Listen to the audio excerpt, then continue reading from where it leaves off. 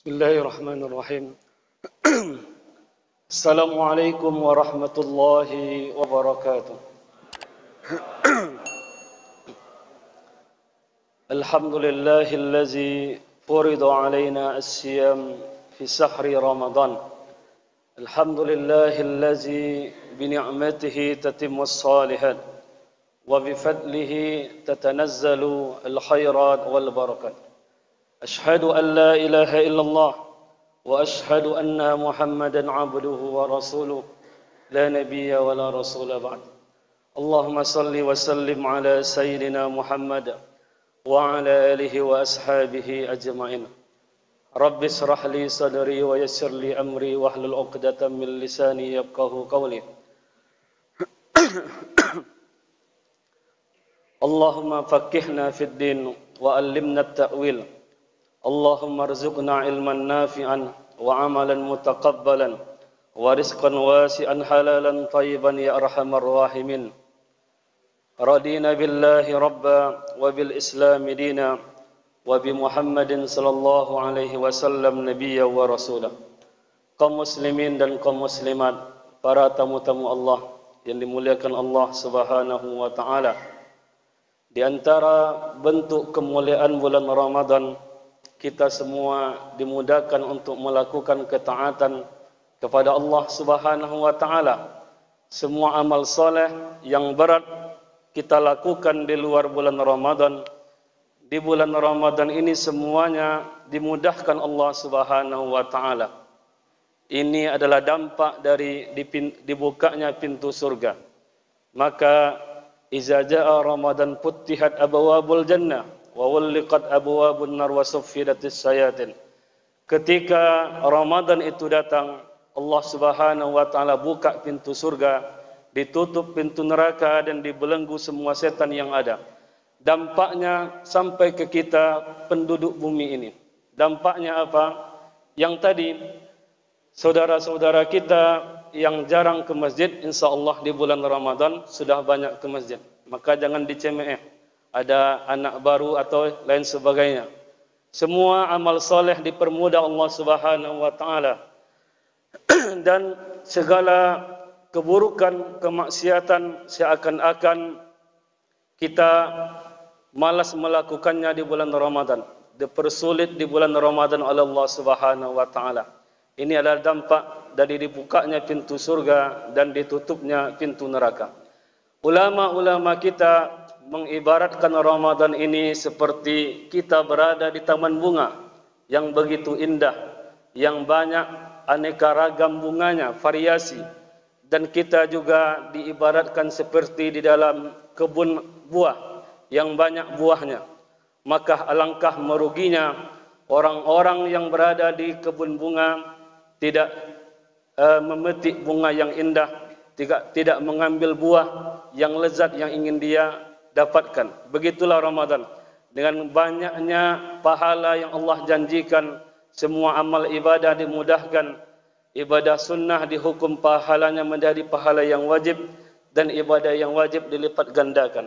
Kita bersyukur kepada Allah. Alhamdulillah masih diberikan kesehatan, umur yang panjang.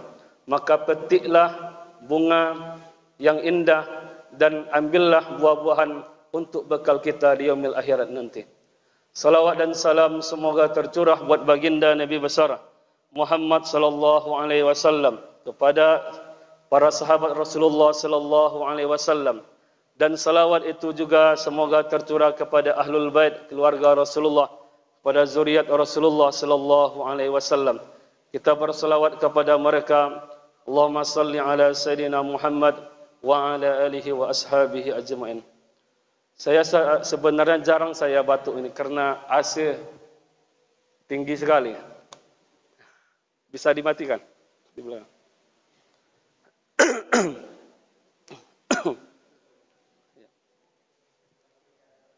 Jadi bapak-bapak dan ibu-ibu kaum muslimin dimuliakan Allah Subhanahu wa taala. Judul yang akan kita bahas pada pagi hari ini insyaallah 30 menit atau kalau kuat sampai suruk. Sampai suruk karena hari ini hari libur, kita salat suruk, salat sunat suruk. InsyaAllah saya akan membahas tentang biografi Imam Al-Bukhari rahimahullahu ta'ala. Biografi Imam Al-Bukhari rahimahullahu ta'ala, yang mana beliau adalah ulama hadis, ulama besar dalam ilmu hadis dalam agama kita. Yang pertama yang ingin saya sampaikan, Bukhari itu bukan nama asli. Bukhari itu bukan nama asli, tapi nama kota yang dinisbahkan kepada namanya. Dan ulama-ulama kita lebih banyak yang terkenal nama kotanya daripada nama aslinya. Seperti pengarang tafsir At-Tabari, Tibristan. Beliau orang Tibristan, Imam At-Tabari. Begitu juga ulama-ulama kita di Indonesia ini, Nusantara ini. Ada di Banten sana namanya Syekh Nawawi Al-Bantani, orang Banten. Orang-orang Melayu Minangkabau nama syekhnya Syekh Ahmad Khatib Al-Minangkabawi. Ada Syekh Yasin Al-Fadani. Di mereka tidak melupakan suku mereka, kota mereka dilahirkan. Dan itu adalah kebiasaan dari ulama-ulama kita. Nama aslinya dari Imam Al-Bukhari adalah nama yang mulia, itu namanya Muhammad. Sama dengan nama Rasulullah sallallahu alaihi wasallam. Siapakah nama lengkapnya? Nama lengkapnya adalah Abu Abdullah Muhammad bin Ismail bin Ibrahim bin Al-Mughirah bin Al-Bardisbah Al-Ju'fi Al-Bukhari. Ada yang bisa hafal? Sekali dengar. Ya, itu nama lengkapnya beliau. Jadi kami dalam jurusan hadis itu ya dilatih untuk menghafal nama-nama ulama kita. Abu Abdullah. Abu Abdullah itu dinamakan dengan kunyah. Kunyah. Bapaknya Abdullah. Dalam agama kita, kita dianjurkan berkunyah. Itu bukan identitas dalam satu golongan, tapi dalam ajaran Islam. Kalau bapak-bapak punya anak Agus, maka bapak dikunyakan Abu Agus atau Baba Agus. Kalau ibu-ibu punya anak Fatimah, maka kunyahnya Ummu Fatimah. Itu dinamakan dengan kunyah. Abu Abdullah, bapaknya Abdullah Muhammad. Nama beliau Muhammad. Ada dua sikap orang dalam memberikan nama anaknya Muhammad. Yang pertama, yang suka memberi nama anaknya Muhammad seperti di Indonesia ini. Kenapa orang-orang Indonesia suka memberi nama anaknya Muhammad? Ingin tabarukan, ingin mendapatkan berkah dari nama yang mulia ini. Semoga anaknya bisa meniru Rasulullah sallallahu alaihi wasallam. Semoga akhlak anaknya juga sama dengan Rasulullah sallallahu alaihi wasallam. Tapi ada di Eropah sana sebagian kaum muslimin yang tidak mau membuat nama anaknya Muhammad, bukan karena benci, tapi untuk menjaga nama yang mulia ini. Kenapa? Karena jikalau mereka marah, mereka takut menghardik nama yang mulia ini, memarahi nama yang mulia ini. Jikalau nama anaknya Muhammad, nanti dia marahi, wahai Muhammad yang bodoh, wahai Muhammad yang nakal, katanya. Untuk menjaga itu, mereka tidak mau membuat nama anaknya Muhammad. Jadi dua hal ini adalah sikap yang saling mencintai.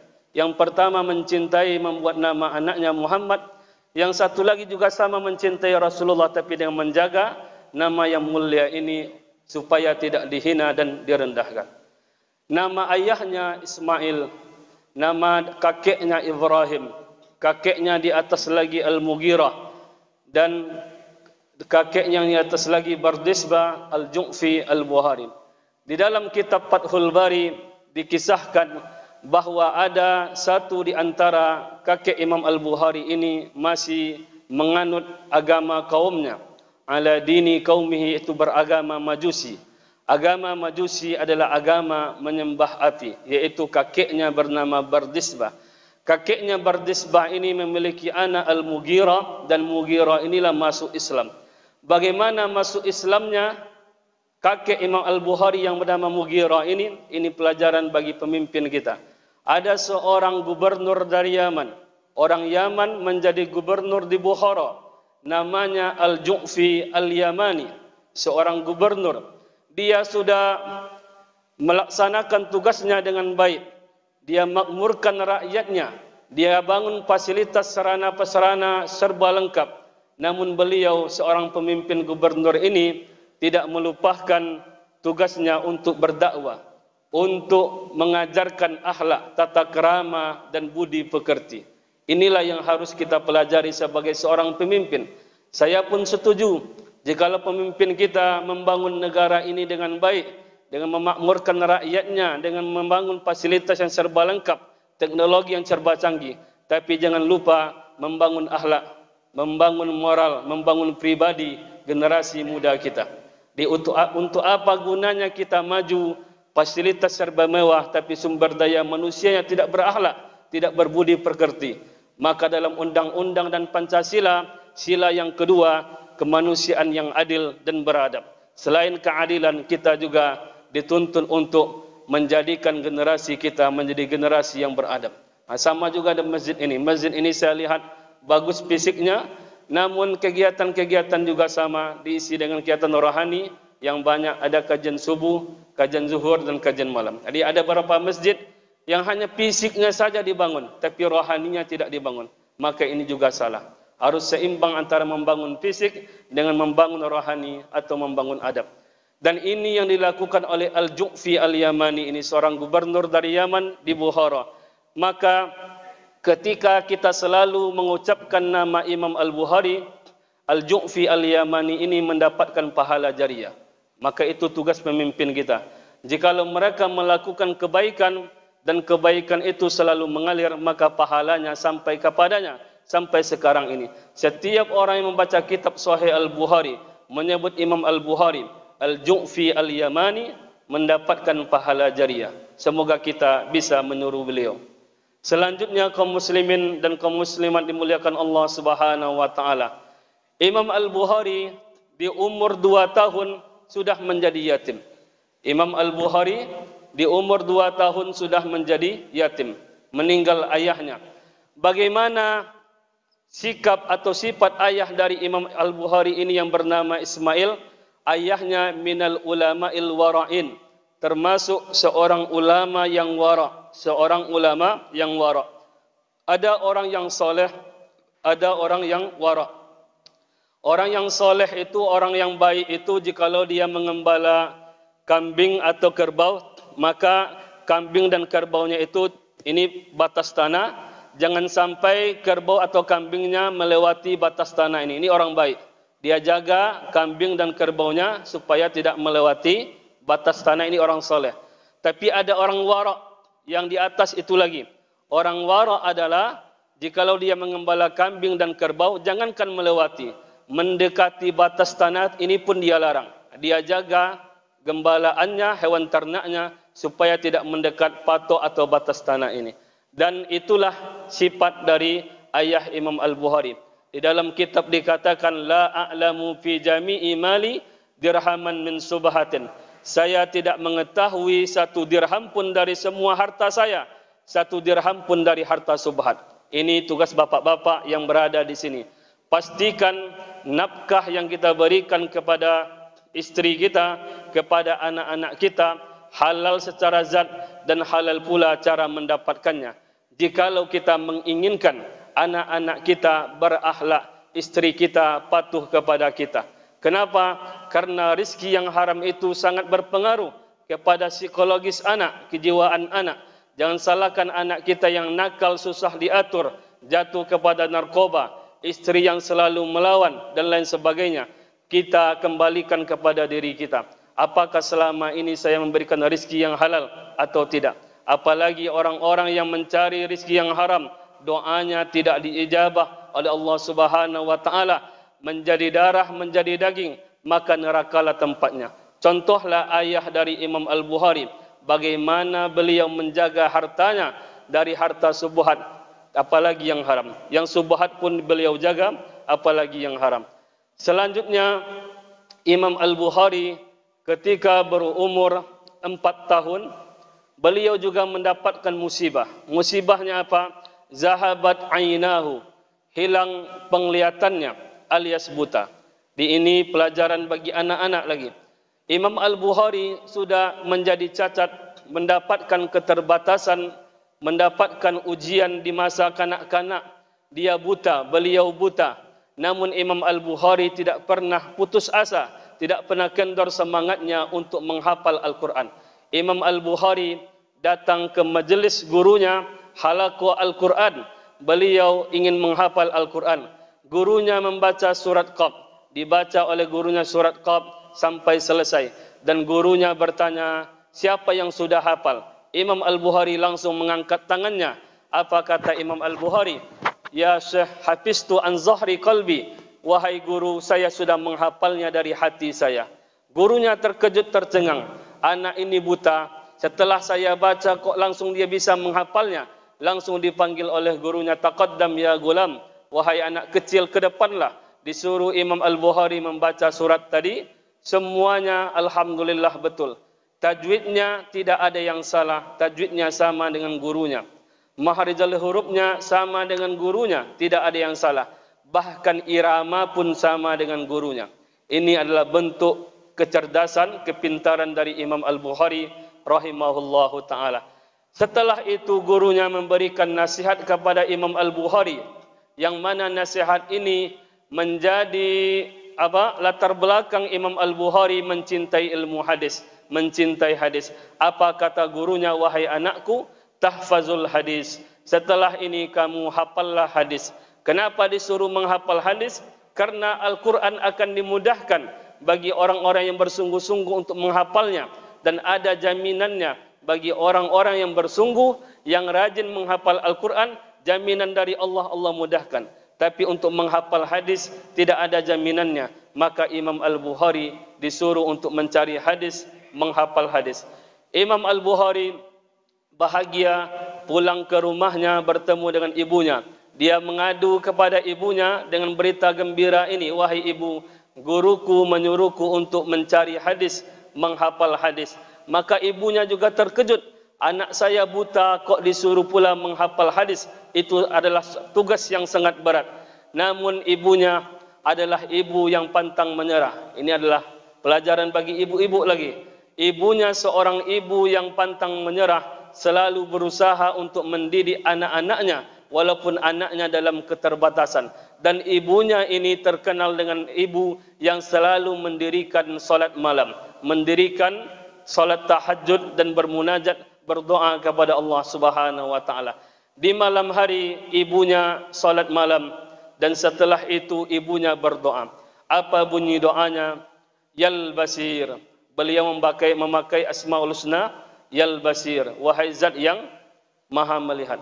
Di menurut ulama-ulama kita, kiai dan para habaib, sesuaikan Asmaul Husna itu dengan permintaan kita. Karena anaknya buta, maka dipakai Asmaul Husna, Yal Basir, wahai zat yang maha melihat. Kalau kita tipis dompet mungkin, pakai Asmaul Husna, Ya Razak, wahai zat yang memberikan rezeki. Yal Ghani, wahai zat yang maha kaya.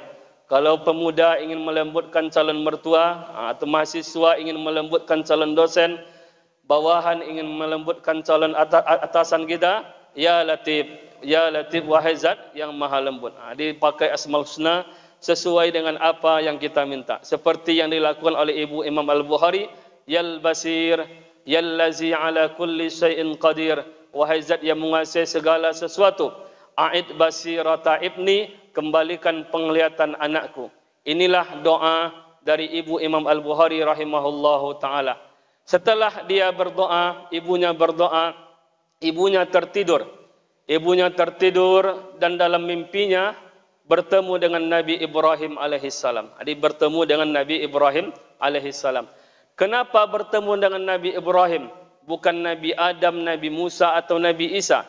Barakah dari nama kakeknya. Barakah dari nama kakeknya. Nama Imam Al-Bukhari tadi Muhammad, nama ayahnya Ismail, nama kakeknya Ibrahim. Jadi kita jangan sembarang-sembarang mencari nama, membuat nama. Nama itu adalah doa dan penuh dengan keberkahan.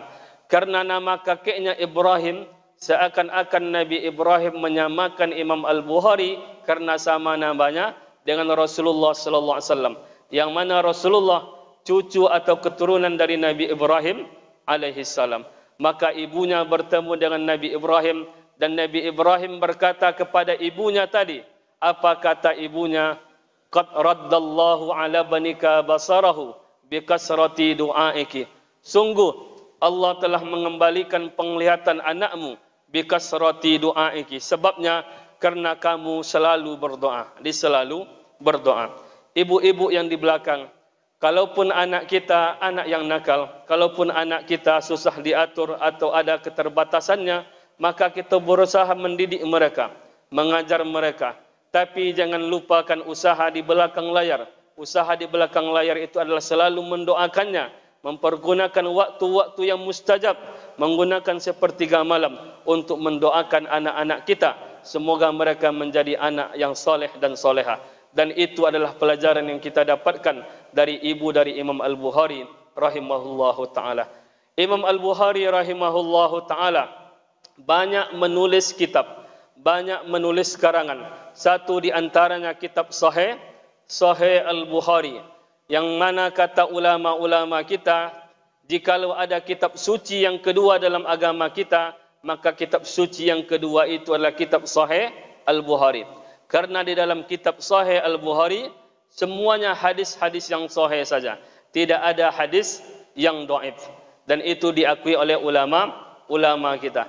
Kitab yang kedua namanya kitab hadis juga, nama kitabnya Al-Adabul Mufrad. Al-Adabul Mufrad ini lebih kepada hadis-hadis yang berbicara tentang adab dan akhlak.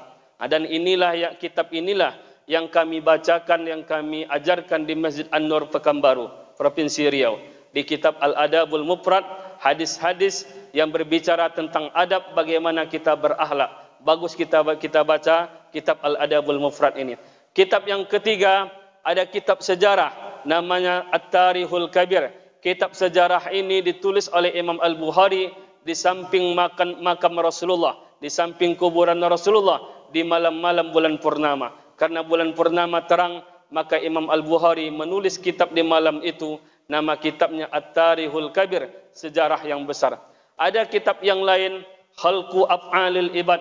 Ini kitab tentang jawaban atas fitnahan orang-orang yang menuduh atau memfitnah Imam Al-Bukhari, mengatakan Al-Quran adalah makhluk. Maka Imam Al-Bukhari mengarang sebuah kitab, Khalqu Af'alil Ibad. Jadi begitu banyaknya karangan atau karya dari Imam Al-Bukhari rahimahullahu ta'ala.